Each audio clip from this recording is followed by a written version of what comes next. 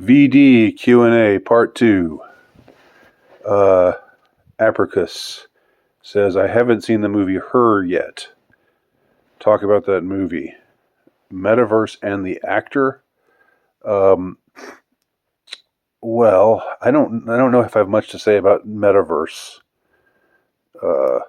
right now. I mean, I don't know if I have much original to say about it. I don't intend to spend any time in the Metaverse, so that's that. As far as the movie Her, and by the actor, I guess you mean Joaquin Phoenix. I thought he was good in the movie. I didn't really dig the movie that much when I saw it. I know for some people it was really powerful and mind blowing and groundbreaking and what have you. But I just didn't buy the premise. I mean, and I think maybe it just comes down to that. I don't really see the whole idea of AI, falling in love with an AI, falling in love with your with your cell phone, the female voice on your cell phone, and it having some kind of consciousness or personality that is human-like in its dimensions and complexities. I just didn't buy it. To me, it was kind of like it was kind of a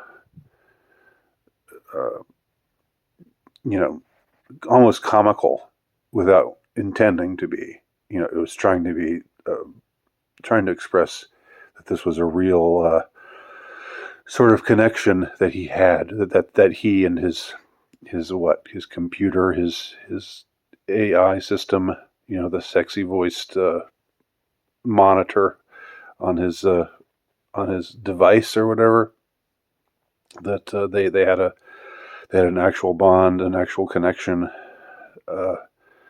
To me, I just couldn't really. It didn't work for me. So can't say that. Can't say much more about it than that. All right. Solomon asks, have you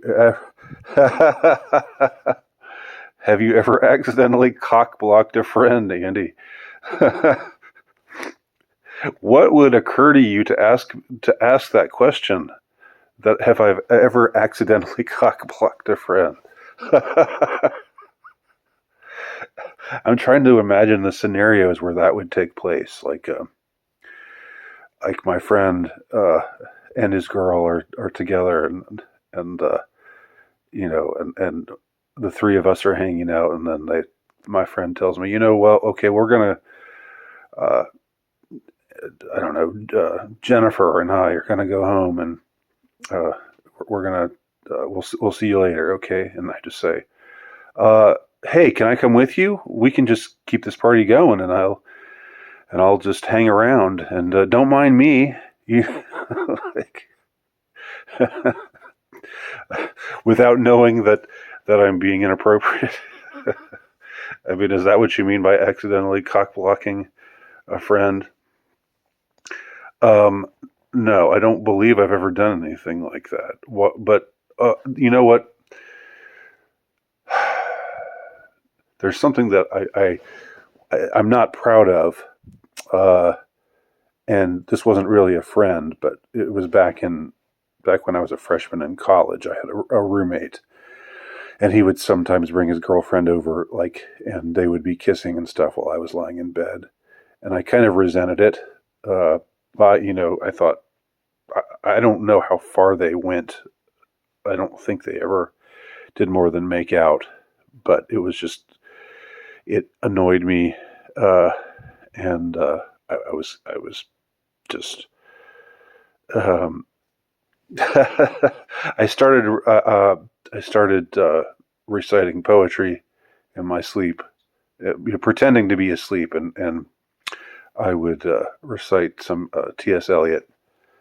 It was primarily T.S. Eliot. He was the guy for me, and I would be, so I'd be saying, while they'd be smooching, I'd be saying, April is the cruelest month, breeding lilacs out of the dead land, mixing memory and desire, Stirring dull roots with spring rain. Let us go then, you and I, when the evening is spread out against the sky like a patient ether iced upon a table. Let us go through certain half-deserted streets, the muttering retreats. And I thought, at the time, I thought, they would just be like, oh, he's talking in his sleep or something like that. I don't know what. I just felt like doing something because I was annoyed with the liberties that this guy was taking. I didn't know him at all, basically. And he and I didn't have anything in common. And come to think of it now, it was kind of not the most considerate thing to do. Like, I'm just supposed to lie there while they're either making out or I don't know how far they intended to go. But maybe that was an example of me, not accidentally, but accidentally on purpose, cock blocking. Not really a friend, but a roommate, someone who was my roommate, who I just had been assigned to, who I just didn't like. I didn't like that. I'm just supposed to lie there. I'm supposed to, like, in the same room. I would definitely handle that situation differently today. I look back on it now and I'm a little embarrassed. Bonto Max asks, goriest video you've ever seen? Video. By video you mean, it's interesting you would say video. I'm more when it comes to, if you're just talking about movies or something like that, like gross movies or movies where there's a lot of blood and gore and stuff. I'm really more upset by just seeing and hearing suffering taking place than I am by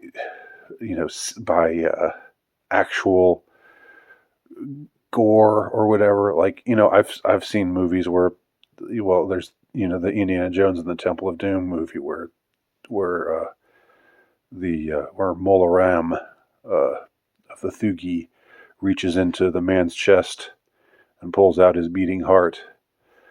And I've seen there have been other scenes like that. I've seen blood and guts and plenty of things, but I think it's more just when there's obvious suffering taking place, when someone's being tortured. It's more that gets to be more than like, ooh, I can't stand the sight of blood or those are intestines or whatever, because I know that's not real.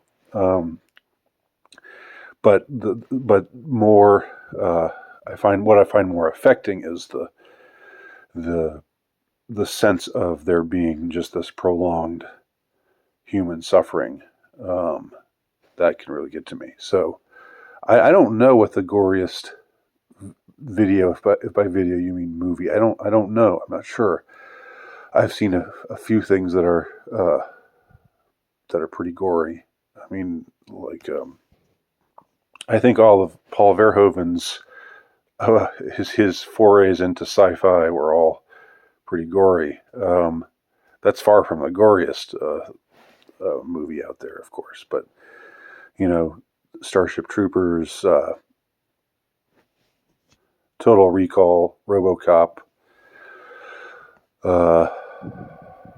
So sorry, I'm not sure if I can answer that question in the way that you wish me to. Okay, Muscle Tussle asks, what will happen to Ghislaine Tinkerbell Maxwell in the future?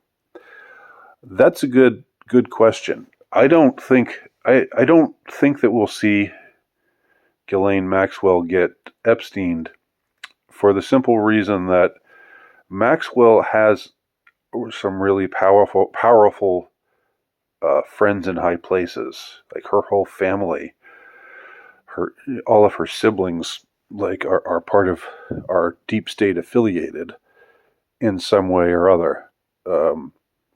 And so I think she has more leverage than Epstein, because Epstein was just, I mean, he was from very humble beginnings, and somehow he worked his way into this elite cabal, uh, and started working with these people, and then compromising them, with his child sex trafficking enterprise, and so and of course that he ascended through the lowerarchy. I call them the lowerarchy, just like C.S. Lewis does when he's talking about hell. The hierarchy of hell is more of a lowerarchy, because the more evil you are, the worse you are, the higher you get in rank. I think Ghislaine has more leverage, so I think I don't think she'll get Epsteined. Will she start to talk though? Will she, um, will she actually put some names out there, uh, to try to save her skin? I don't know if the mechanisms of the deep state will allow that to happen. I don't know if the media, which is in bed with the powers that be, they're not the fourth estate at all. They're just an instrument. They're more of a propagandistic tool, a tool of propagandistic bludgeoning of the rich and powerful and influential. So it's like the case of the DC Madam, where she said, "I have all these names." I remember seeing a video about this from the Corbett Report. This was a few years ago that I remember seeing this video, but there was a lady called the DC Madam. I don't remember what her name was, but she was somebody who ran this essentially, this high-priced prostitution ring, where she, serviced a lot of powerful DC people. And she said, I'll reveal these names," and the media just ignored her. And then at one point she said, I'm not going to commit suicide. If you hear that I committed suicide, that's all. That will mean I've been killed. And a short time later, she's reported to have committed suicide.